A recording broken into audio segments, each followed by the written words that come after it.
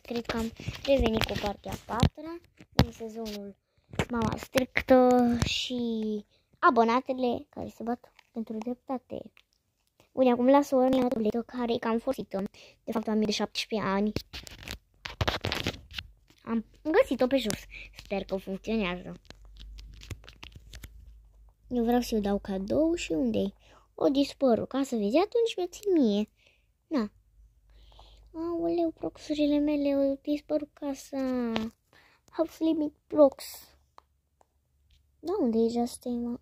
Justima, sora mea. Sofie. Nu este.